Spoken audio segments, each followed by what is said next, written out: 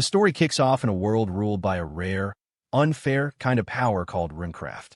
Only a chosen few were born with this otherworldly strength, and just like that, they climbed straight to the top as rulers. Ancient folks worshipped runecraft like it was some divine blessing, a straight-up miracle dropped from the heavens. But not all gifts are golden. Hidden among those countless blessings was one dark, twisted anomaly, a power so cursed it shook the entire system. They called it the Ashura rune, the bane of runecraft itself. The scene cuts hard to a boy named Van, his body wrecked with cuts and arrows stabbed clean through him, sprinting for his life while a pack of thugs hunts him down. They eventually leave him in a bloody mess, sneering at him to get lost and never dare show his face again. Our boy keeps staggering forward, gasping for breath until his legs finally give out, and he collapses in the snow. Ever since runecraft appeared, anyone unlucky enough to be branded with the Ashura rune was basically cursed to a brutal fate. And right now, Van is the poor boy carrying that nightmare. Just as his consciousness slips, a group of kind strangers finds him and immediately freaks out over how torn up he is. As his vision fades, an old man barks an order, and two girls rush to pour glowing green mana into Van's dying body. 7 long years flash by. Somewhere in a village, old folks are cursing out a gang of thugs, furious that they're disturbing their peace. The thugs argue there's no way anyone here would be hiding someone with the cursed rune. The villagers hold their ground until the thugs finally back off. They trudge back to their boss empty-handed, reporting to a shady hooded figure that they couldn't find a single rune caster, let alone the cursed Ashura rune. The hooded creep raises a greasy finger, pointing straight at the bald thug, calling him forward. The thug obeys, only to get shanked out of nowhere. The other guy loses his shit, watching his buddy's body hit the dirt. The hooded figure stands tall and coldly, says there's no way these lowlifes, without mana, could ever track his target. Raising his hand, he smirks, claiming that unlike them, he can literally smell the stench of the Ashura rune from miles away. Meanwhile, once the thugs vanish from the village, a voice calls out for Van and Linda to come out. The two step out from under a tree, then sheepishly apologizing to the old man for dragging trouble their way. But the old man doesn't look worried in the slightest. His wife pulls the kids in, coddling them and teasing that they're always sneaking off to that same spot. Linda laughs, joking that Van just likes it too much down there. Van explains it's the place where they saved his life all those years ago, so naturally, it's become his favorite spot in the whole village. The old man suddenly starts roasting Van like a pro, and everyone bursts out laughing at the boy's expense. Then, switching gears, he turns to his wife and asks about the wedding event. She tells him everything kicks off once the sun sets. As the sun finally dips, the marriage ceremony kicks off with everyone circling a giant blazing fire. Van is standing there all jittery, nerves shot to hell on his big day, while Linda is glowing like it's the happiest damn moment of her life. The old man announces them as husband and wife with a grin and tells them to speak their vows. Linda doesn't hold back at all. She proudly declares that she'll keep every one of his tears until he forgets how to cry, and the crowd just goes wild as hell. When it's Van's turn, he drags the mood down with a full sob story, apologizing for being such a burden, like with the thugs earlier. He says disasters have followed him everywhere, despair trailing him like a curse, and that without them saving him back then, he'd already be dead.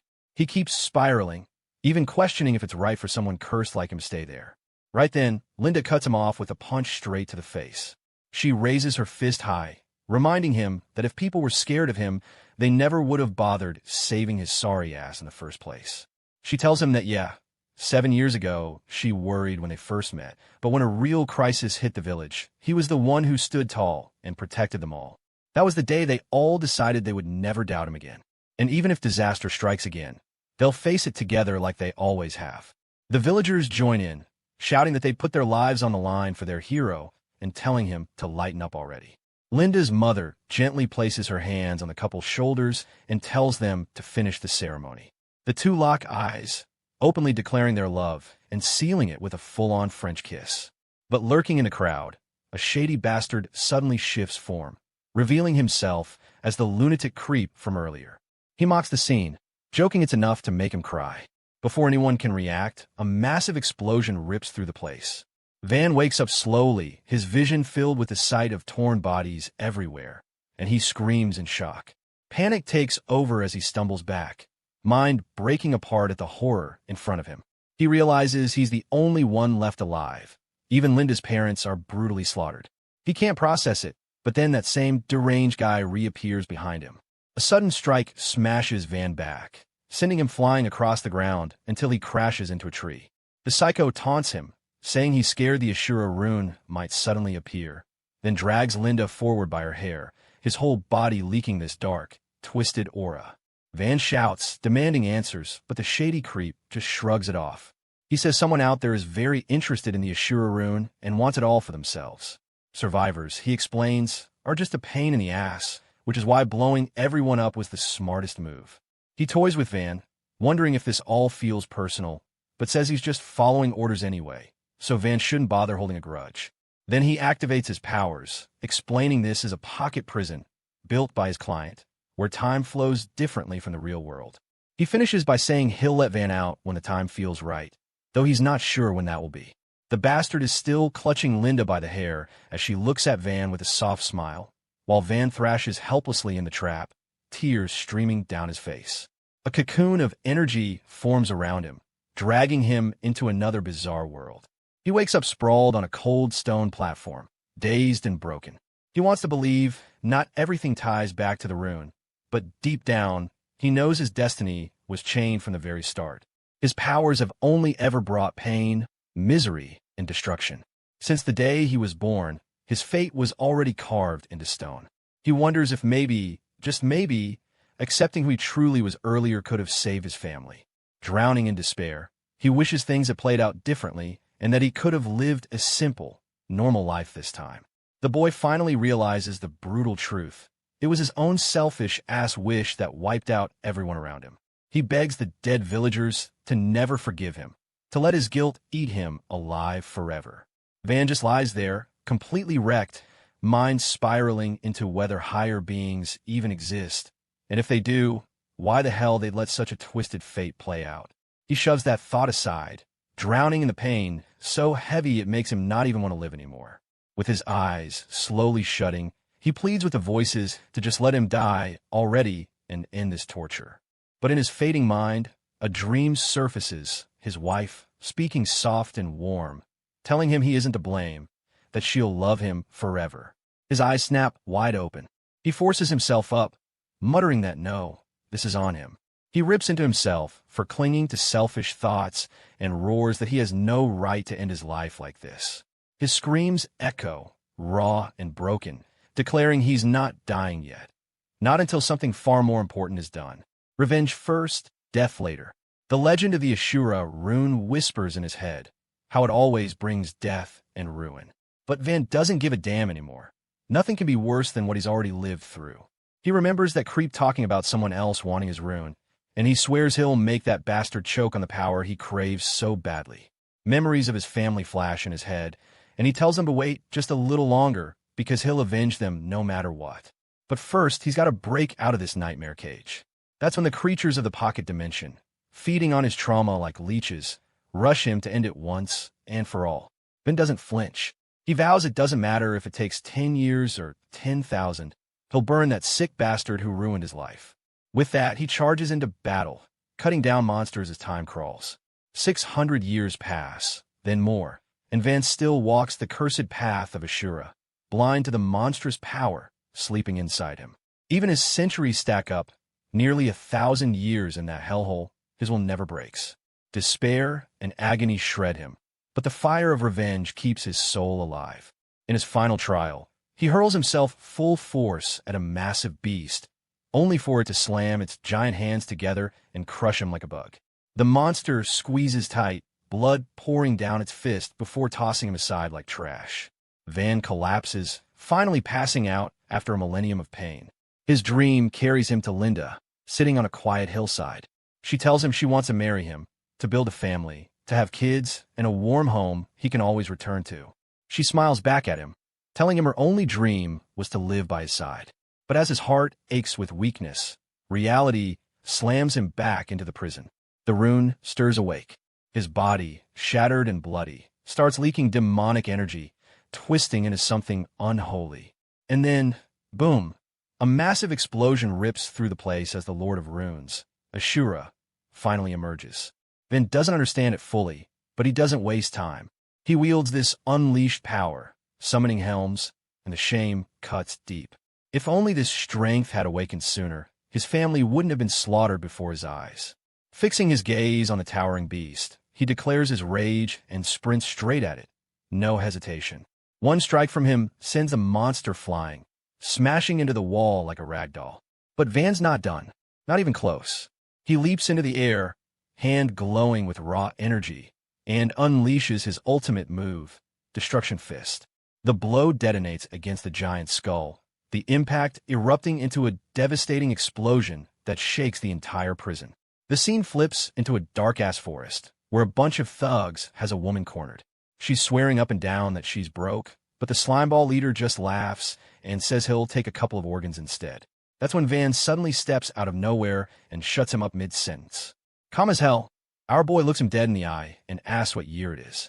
The thug is dumbfounded, but still puts a hand on Van's head and says it's the year 1500. That number hits Van hard, throwing him deep into thought. Meanwhile, one of the lackeys sneaks up behind him with a mace, ready to turn his skull into mashed potatoes. At the leader's signal, the mace comes crashing down, except Van doesn't even twitch. Not a wince, not a blink. Everyone freezes like they just saw a ghost, staring at him in total disbelief. Van slowly lifts his gaze, his eyes locking onto the thug with a stone-cold death stare, and then he just snaps. In a blink, he's ripping through the whole damn gang like a college kid beating up grade schoolers. Limbs flying, bones cracking, blood spraying. He wipes the floor with every thug in sight, leaving only Mace Boy standing, still stuck processing how the hell his weapon did nothing. Van turns to him, a twisted grin curling on his face, and says he's got a question. He pulls out a picture, explaining that the continent of Aten is made up of many lands, all born from the shattered power of ancient runes. But one kingdom stood above the rest, the Zoe Kingdom, the powerhouse that dominated the continent for years thanks to their army of monsters. He asks the thug if the sorcerer in this picture is rocking the Royal Zoe uniform. Now, dangling upside down at Van's mercy, the thug stammers that lying would be pointless. Van presses for details, and the thug spills it all. About 5 years back, their bandit boss Digiol was contacted directly by the mercenary Kezrak. Dude made an offer, saying it came from someone powerful. The job: find a specific target and torch a few villages. The payment: fat stacks of gold.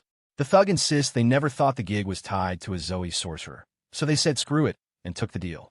In no time, they were burning villages to ash, piling up corpses, and torching every last body. Once the job was done, they got paid by a purple-haired sorcerer himself. Van then asks if there was an orange-haired girl among the bodies. The thug nods, saying he remembers her clear as day. She got roasted with the rest. And then, being the tone-deaf idiot he is, he keeps talking, saying it's a shame because she would have sold for a high price as a slave. Before he can even finish running his mouth, Van cuts him off the only way he knows how, one brutal punch straight to the face. Later, deep in the Digiol Mountains, a bunch of slaves are being dragged around by bandits. One slimy bastard comments that the kids look fresh, while another whines that they're way too rebellious. Then a third scumbag laughs it off, saying the rowdy ones actually sell for a better price. So it's a win-win hustle. Out of nowhere, there's a loud knock at the gate. The guard peeks through and sees the blank, lifeless face of one of his own men. He grumbles, asking why the guy took so damn long. But the moment he cracks the gate open, the head drops to the ground, and a brutal left hook sends him straight to Kingdom Come. The second guard rushes in swinging a club, but our boy blocks, dodges every desperate strike, and then obliterates him with another bone-crushing punch. He drags both the body and the severed head into the open, tossing them in front of the bandits like a bloody warning sign. The room goes dead silent as he demands to see their leader. The goons tense up, ready to pounce, but before they can do jack, their leader steps out and tells them to back off. One of the thugs insists they can handle it, but Digiol shuts them down fast, reminding them they just get slaughtered. The guy in front of them isn't ordinary. He's a sorcerer on par with him. He then asks what Van wants. Van wastes no time and brings up the mercenary from the Zoe Kingdom. That catches the leader off guard.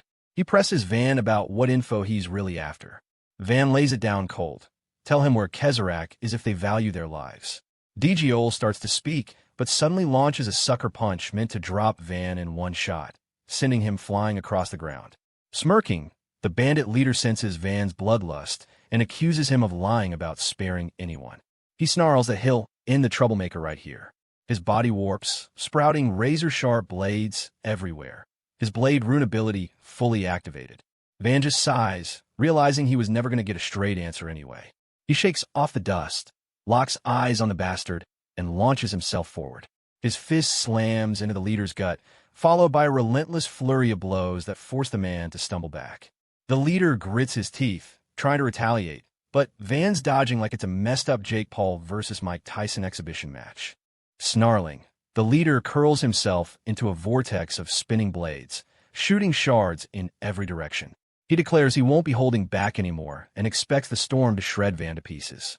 But Van just walks through the carnage unfazed, each blade bouncing off like it was nothing. The leader's eyes widen, wondering if the guy even feels pain. Van just smirks and laughs it off. 'Tis but a scratch. He keeps pressing forward, forcing the leader to break formation. Desperate, the bandit charges up one final attack, molding the blades into a colossal fist meant to end it all. Van sizes it up, knowing at worst it'll only peel his skin, nothing compared to the nightmare agony of the void he once endured. That old suffering fuels him, and with raw rage, he slams a jab into the incoming fist. But it's not just a jab. An explosive beam of energy erupts from his strike, vaporizing everything in its path.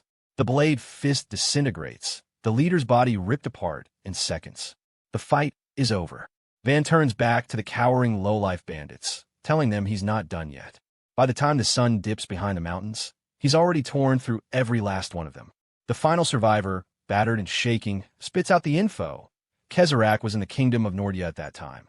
The broken bandit then begs to be spared, reminding Van of his so-called promise. Van chuckles darkly, telling him he doesn't make promises. The bandit flips out, but Van shrugs, saying it was a joke. The guy nervously laughs along, not realizing his fate. With a single clean karate chop, Van ends him instantly. His last words echo. The whole idea of sparing anyone is nothing but a joke. Later that night, Van sat there thinking about how he could have just steamrolled the Zoe kingdom if he really wanted. But since those bandits were shady as hell and not worth trusting, he knew the only move was to track down Kezerak no matter what and confirm his hunch. He stared up at his grim little creation, asking his aunt, uncle, and Linda to accept this totem of vengeance, a brutal piece of art crafted out of bandit corpses. Then he torched the thing, flames crackling as he burned it like a savage. With that done, Van walked off, dead set on making his way to Nordia Kingdom first. A few days later, he finally arrived. On the crowded Guild Street, dude straight up decked some random guy in the face like it was his morning workout. The poor bastard dropped to his knees and spat out that Anna Dalton was the one Van was looking for. Van told him he should have just said that from the start. Maybe then he wouldn't have had to catch these hands. Thanking him for the info, he strolled off, casually stepping over the blood pool of his freshly wrecked victim. In his head, he knew he had to figure out who this Anna chick really was, and fast. Time was not something he could waste. Yesterday alone proved that point when his powers went haywire, exploding out of control, leaving him screaming in raw pain. His magic power was turning him insane. Back in the pocket dimension, nothing like that ever happened, but out here it was different. Magic power was explained as these invisible particles floating all over the damn universe. Particles humans could suck in and use for runecraft. Store them right, and you become a sorcerer. Let them spiral out of control, and boom, your body goes nuclear from the inside. That's why Van had to seal his unstable power fast before things got real ugly. Pulling every ounce of willpower, he blasted out the excess energy in one violent surge until it finally calmed down. Gasping for air, he admitted he almost died like a noob. With most of his strength sealed away, he could only tap into a limited stash now. But if he kept burning through it recklessly, he knew it wouldn't just end with his hair getting roasted. It could mean the end of him, which is why finding the true cause behind this power freakout mattered more than anything. Lost in his thoughts, Van bumped into some giant dude built like a tank, almost as beefy as Guts himself. Thinking the dude didn't hear him, Van told him to move again. The buff wall of muscle warned him that Miss Anna was inside, and he should back off. Van looked up, unimpressed, and said he should have led with that, even though that was literally what the guy already said. Without warning, Van one-punched him into the ground, then casually told him to go get some real sleep before walking off like nothing happened. Inside, 3 guys in white stopped him, demanding to know who the hell he thought he was, and told him to get out. Van wasn't having it. He wanted answers about the mercenary Kezarak. That when a voice called out, saying he was going to die right here. Van stood his ground, demanding every detail about that creep, but the woman just laughed at his guts. She ordered her goons to rip out his mouth and deliver it to her like a trophy. Immediately, the 3 men began glowing and transformed into freaky werewolves, each with way too many eyeballs than anyone should need. The trio charged, but Van looked bored, saying he didn't even want to use violence to get answers. He rushed one of them and destroyed him instantly, muttering about how people always had to make things so damn difficult. Another lunged at him, and Van dodged smoothly, letting the beast slam into a wall. Feeding off that raw aura, he backflipped away in style, leaving the remaining 2 confused. Then he dashed forward and delivered a punch so devastating it tore through their bodies and even blasted the wall apart behind them. Relaxed now, he asked Anna if she felt like talking things out peacefully. She admitted she was amused seeing he was actually a sorcerer, but said Kezarak wasn't around anymore. When Van asked where the mercenary went, she said she wouldn't hand out info unless she got paid first. Van asked her to spit out the price, shocking her since he'd just been wrecking her men seconds earlier. He made it clear he wasn't some petty murderer. That was just self-defense, and then he offered to pay. Anna coolly named her price, 10,000 gold. Van thought it was straight up ridiculous, but she told him nothing came free. Turning away, he told her to wait patiently, which made her curious where he planned on getting that kind of money. Then she asked why he was so obsessed with tracking down the mercenary. Out of sheer luck, she guessed that the guy had killed Van's family. Van warned her to shut her mouth before he split her pretty little face in 2. The threat didn't faze her at all. Anna just smirked, teasing him that he was sounding way too scary. Van makes his way down to Mercenary Street and knocks out his registration at the guild. The receptionist lays it out. Yeah, signing up is quick, but missions aren't coming his way anytime soon. The veterans always get first dibs, and rookies like him just gotta wait. Van crosses his arms, already annoyed, thinking this gig's gonna drag way longer than he thought. He even wonders if there's a faster way to get cash. Back then, he actually considered shaking down the broker for info, but he knew she wasn't some ordinary lady and there was 0 point in stacking up pointless enemies. His aunt's words echo in his head, work honest. And then, out of nowhere, a woman cuts into his thoughts, asking the receptionist to hook her up with a newbie merc. That makes Van snap his attention right over. The receptionist doesn't waste a second and points at him, saying Van just registered. A couple words are exchanged before the girl drops her hood and starts talking business. But the way she puts it down, telling him to take responsibility for her for one night, leaves both Van and the receptionist absolutely stunned. Van turns to walk off, not even entertaining that madness, while the receptionist scolds her, saying this ain't that kind of joint. The girl clears it up quick, saying she meant escort duty, but Van keeps striding away like a damn top G while she calls after him, begging him to hear her out. Then this massive, juiced-up bastard strolls over to the girl, offering to take the job. He asks about the pay, and when she drops the bomb, 10,000 gold, Van freezes in place. That number hits different. She explains she can't just hire a high-profile merc like him, but the big guy keeps pushing her to reconsider. He starts getting salty, sneering that he's way better than some rookie kid, and then he straight up grabs her arm. The girl screams for him to let go, and that only pisses him off more. He growls that she should be grateful a slimeball like him is even offering his help. Before things can spiral, Van's suddenly right beside him, calm as ice, telling him to take his hands off. The bald meathead blinks, confused, but Van doesn't flinch. With that cold, cutting stare, he repeats himself, telling him to get his greasy paws off his precious walking paycheck before he smashes his face so bad even his own mom wouldn't recognize him. Meanwhile, deep in the woods, a village is getting torn apart by a gang of thugs. They report to their leader, Merkel, whining that the peasant huts didn't give much loot, so maybe they should start harvesting organs to at least make a profit. Merkel shrugs, telling them to do whatever the hell they want, but then he asks about their main job, kidnapping the daughter of the Leon household.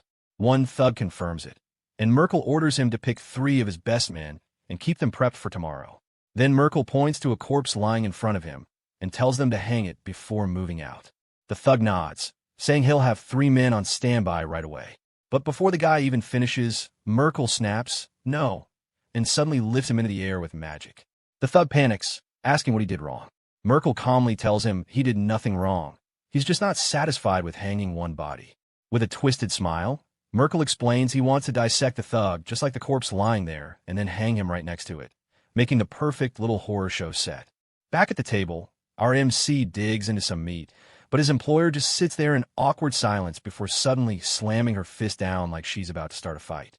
He looks up, asking if the food isn't good enough, and she snaps that it's barely even worthy of being called food. Already squirming in discomfort, she also tells him to quit using that mercenary from earlier as a human chair. But this dude just smirks and asks if she's saying that because she actually wants to sit on him herself. She yells no in disgust, so he sighs like he's disappointed, finally letting the mercenary go. Of course, before releasing him, he boots the guy a few more times, yelling at the waste of oxygen not to lay a single filthy paw on his precious client. She's yelling at him to stop before the poor guy croaks. She apologizes for the scene, but also secretly feels relieved. Turns out her mercenary being a skilled newbie perfectly matches what she needs.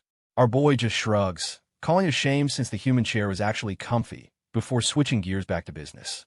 He asks how far she's even planning to go since she's paying him to escort her. She explains she just needs to reach the border of the Uhiana kingdom, but they'll have to pass through the forest to get there. He raises an eyebrow, wondering why someone would hire an escort for 10,000 freaking coins, saying the whole thing smells fishy as hell. He figures she's either a fugitive on the run or some heir of a ridiculously powerful family. Leon cuts in, explaining she's just a spoiled rich girl with a wealthy daddy funding her adventures. But our guy isn't buying that cheap cover story. Leon adds that they could always hire someone else if he's that suspicious. Van, dripping with sarcasm, defuses the tension by saying he could never be rude to a client. That only pisses her off more. He asks when she wants to leave, and she says the sooner the better. So he suggests moving immediately, saying he doesn't like wasting a client's time, and she agrees. The next day, they're trekking through the mountains. Leon's starting to think they're already halfway there and questions if she even needed a mercenary at all since the trip has been peaceful. But Van suddenly signals her to freeze and stay quiet. He can feel the mana of another magical being. His ears pick up footsteps, bandits. At least 4 of them, and one has a dangerous vibe. Right then, Merkel pops up, screaming that peeking is a nasty habit before firing off an energy beam. Our boy dodges just in time, and Merkel instantly recognizes Leon, ordering his thugs to capture her alive. Leon stares in shock at the wreckage, while Van calmly guesses that was just a warning shot and the real danger is about to hit. He senses movement to his right and spins as the thugs rush in. The fight erupts, with him blocking their strikes using just his fists. One of them tries sneaking behind to grab Leon, but Van parries their daggers, then lands a brutal rear kick that caves the thug's chest in. He snatches Leon before she falls and leaps back to safety. His wounds knit themselves together as he orders her to stay behind him no matter what. She nods and keeps quiet. He asks who the hell they even are, joking if they're just generic bandit NPCs. They tell him to ditch the girl and walk if he wants to live. That pisses him off, and he fires back that he'll only leave if they cough up 10,000 gold coins. The fight breaks out again. He meets their strikes head-on, fists flying, keeping them barely at bay. The thugs mutter that he's just some cocky hotshot and not the runecaster they thought. That's when he finally drops the act, saying he was just playing nice earlier and doesn't need to hold back anymore. After politely calling them stupid, he slips under their guard and unleashes a frenzied barrage of hits, finishing it with a devastating punch and an energy blast. When the dust clears, all that's left are 2 lonely pairs of shoes where the thugs once stood. He calls them a bunch of clowns, while Leon watches in awe, wondering how someone younger than her could be that insanely strong. She imagines her father would have been losing his damn mind in amazement if he had witnessed it. Out of the shadows, Merkel finally pipes up, saying runecasters can sense each other's mana, and the amount basically flexes how strong you are. Our boy just clowns on him, saying he thought the creep bailed since he took so long to respond. Merkel shoots back, demanding how the hell a kid could have mana rivaling his own. Then he drops a line about dissecting him first, since someone like Van must have premium-grade organs. That's when it's revealed. Merkel's the infamous mad anatomist, the psycho behind human trafficking, organ harvesting, and every shady thing under the sun. The bastard tells Van to hand over the girl, and in return, he'll dissect him painlessly, like a gentleman. Van, of course, throws that trash deal straight back in his face. Merkel gets pissed and fires off another energy beam, but Van just stands there and, out of nowhere, asks Leon if she lied about being a rich merchant's daughter. Before she can even spit out an excuse, Van grabs her and shoves her right in front of the blast as a human shield, leaving everyone stunned. Even Merkel is like, what the actual hell is going on in this guy's head? Leon is frozen, trying to piece it together, while both of them shout at Van, basically asking if he's lost his damn mind. Merkel demands if he's really her bodyguard, which even leaves the girl confused. But Van zones out for a sec, realizing Merkel redirected the beam instantly, meaning the guy's a legit sorcerer. He figures out the monster's real goal is to keep the girl alive, which Van finds laughable, because there's no way in hell he's letting that happen. He tells Leon he'll let her little lies slide this time, while she lashes out for nearly getting her nuked. Then Van casually drops a bomb, puts his hand on her shoulder, and tells her he's about to throw her like a damn baseball. She freaks, but he tells her to chill. He grabs her cloak, builds momentum, and launches her sky high like a pro pitcher. Merkel rushes forward, demanding where the hell he thinks he's running, but Van's already 2 steps ahead. He dodges, latches onto the monster's foot, charges his fist, and smashes him square across the face before slamming an explosive punch straight into his gut. The monster staggers back but starts laughing like a maniac, which makes Van instantly suspicious. Even though his hits connected, something had blocked them completely. Merkel flexes, promising to crush Van first before dealing with the girl. He raises a glowing hand, warning Van to brace himself. Then he unleashes a devastating blast using his psychic rune, but Van sidesteps at the last second. Merkel lunges in, forcing Van onto defense. Van clocks that the rune is juicing up his hand-to-hand game big time. He tightens up and rushes back in, dodging every strike. Merkel fires another blast that Van barely avoids before countering with a heavy punch straight to the body. The monster shields himself with psychic energy, forcing Van back. Each second cranks up his irritation while Merkel mocks him, saying mana means nothing when their skill gap is this wide. Then the bastard taunts him, saying the girl is paying 10,000 gold, but Van could earn way more working for him. He brags that he can pull 10 grand by raiding 2 villages, laughing like it's a joke. That hits a nerve. Van presses for details, and Merkel proudly lists off all the sick crap he does to rake in cash. He asks if Van likes the offer, but instead, Van just bursts out laughing. Merkel thinks he's nailed his read of character, but Van cuts him down hard, saying he's laughing at how pathetic he is for talking like a human when he's just a damn monster. He drops into a stance, saying just thinking about it is pissing him off, and he's made up his mind to tear the bastard apart piece by piece. Merkel calls him stupid for tossing away an offer like that, but Van's already had enough. He blitzes forward and unleashes a barrage of blows. Merkel sneers at him for even trying, but Van doesn't care. He just keeps pounding the shield, punch after punch. After what feels like 1,000 strikes, the barrier shatters clean apart, catching Merkel completely off guard. Before the monster can even process it, Van obliterates his arm, ripping it clean off. Merkel screams in agony, but Van doesn't stop. He drives him into a tree and keeps hammering down, turning him into a bloody mess. Merkel, furious beyond words, roars that he's no longer interested in Van's organs. He blames Van for everything and starts charging up his ultimate, Strike of Blood. The forest explodes in light, the blast wiping everything in its path into dust. Merkel instantly notices something's wrong. He swore their power levels were equal. But Van stands there with his aura maxed out, eating the attack like it's nothing, asking if the monster really said their mana was the same. He calls Merkel a dumbass, and the bastard freezes, unable to believe the sheer pressure radiating off him. Van steps in close, saying it's over. He activates his own special, Destruction Fist, and unleashes a storm of strikes. Merkel is completely helpless, ripped apart in seconds as Van tears a gaping hole straight through his body. Sometime later, RMC cleans himself up, re-bandages his arms, and walks off from the wreckage like nothing happened. Behind him, Merkel's body suddenly lights up in a massive explosion, and Van mutters to himself that it's probably time to track down his client. Rune abilities are no joke. They can cover your body in blades, smash the earth apart, or even bend time and space like it's nothing. These powers are freaky, unnatural, and break every law of physics. Among them, the one called Ashura is straight up the most dangerous, a rune that screams total destruction. And with that kind of power, Van is literally rewriting the history of the entire Aten continent. Scene cuts back to Van. He finds Leon chilling against a tree and says he already knew she'd survive. but she immediately starts going off on him for blowing everything to hell. Van shuts her up real quick by smashing his fist into the tree behind her, reminding her that he knows she's hiding dirty secrets. Then he cools off again, saying he doesn't care about that crap and just wants the payment. Leon quickly hands over a fat pouch of coins, and he turns to leave. Right as he walks off, she calls out to him, but when he glances back, she just says it's nothing. Deep down, she wants to bring him to her family, but dragging some young mercenary into a full-blown war feels wrong. Still, she's got no other choice left, so she decides to head back home alone. Later, Van rolls up at Anna's place, tosses her the heavy bag of gold, and she laughs, saying she knew he'd nail the job. He tells her to cut the jokes and spill the info. That's when she shocks him by saying she'll only take half the gold.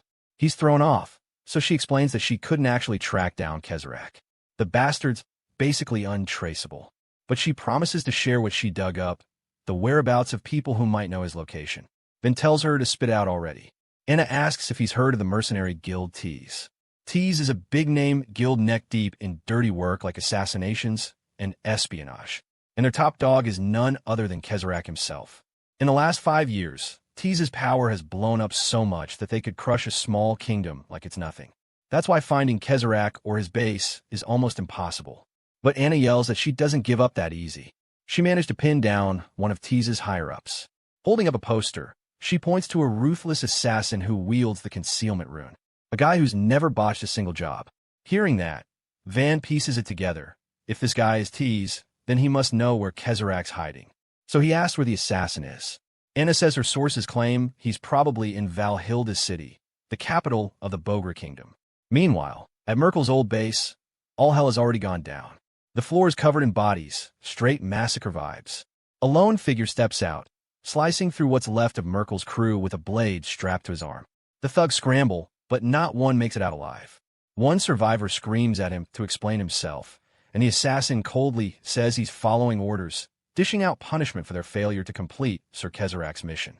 The thug yells back that it's only because they didn't know the girl was guarded by some monster mercenary, blaming Van for Merkel's death.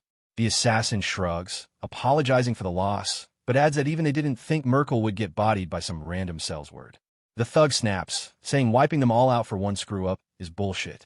The assassin replies that it's nothing but punishment for a low-rank failure. The thug isn't having it and rallies his boys to charge.